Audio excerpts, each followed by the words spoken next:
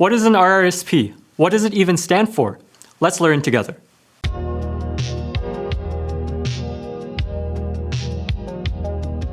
Disclaimer: this video is for educational purposes only. Everybody's financial situation is different, and we always recommend that you sit down with a licensed professional when it comes to your money. So what's an RRSP? RRSP stands for Registered Retirement Savings Plan, and the goal of a retirement savings plan is to save money for your eventual retirement.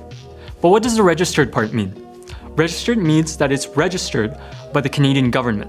And a registered retirement savings plan has some main differences and benefits compared to a non-registered plan. One of the main differences and benefits compared to a non-registered plan is that any contributions made to an RRSP are tax deductible. Any contributions are also immediately deducted from your income. This results in some instant tax savings. Another difference is that any income or growth made within the RRSP will also not be taxed.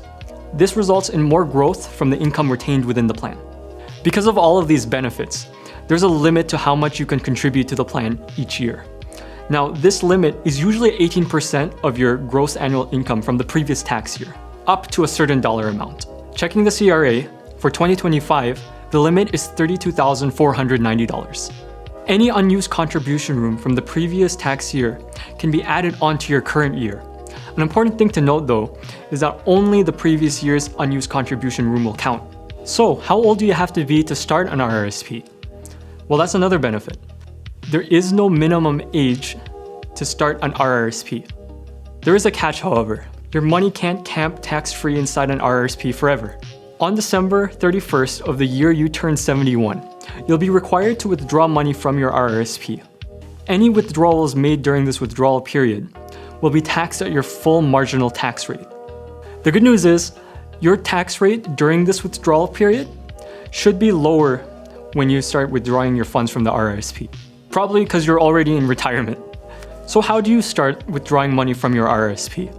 You typically have two main options. The first option is a lump sum option. This is probably the worst option. This is because withdrawing any large amount of money from your RRSP will increase your marginal tax rate. This will result more of the money going to taxes instead of in your pocket. So what's the second option? The second option is to transfer your funds from your RRSP over to an RRIF. RRIF stands for Registered Retirement Income Fund. There's no minimum age to move your funds from an RRSP into a Registered Retirement Income Fund. But again, remember there's always that maximum age, which is again, December 31st of the year you turn 71. When you do transfer, you will be required to take minimum withdrawals out of your RRIF each year. The minimum withdrawals are calculated as the balance of funds inside your RRIF divided by 90 minus you or your spouse's age. Using the youngest of you or your spouse's age will reduce the amount you'll have to withdraw each year. Now that's a good thing, because withdrawing the lowest amount from your RRIF will result in your marginal tax rate being lower. That's more money in your pocket. Well, that should cover all of the basics with RRSPs.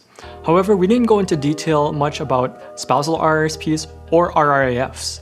If you guys would like videos about these topics or another subject, please comment down below. If you guys would like to see more nuggets like this one, be sure to leave a like and subscribe down below. Thank you guys for watching this video. I'll see you guys on the next one.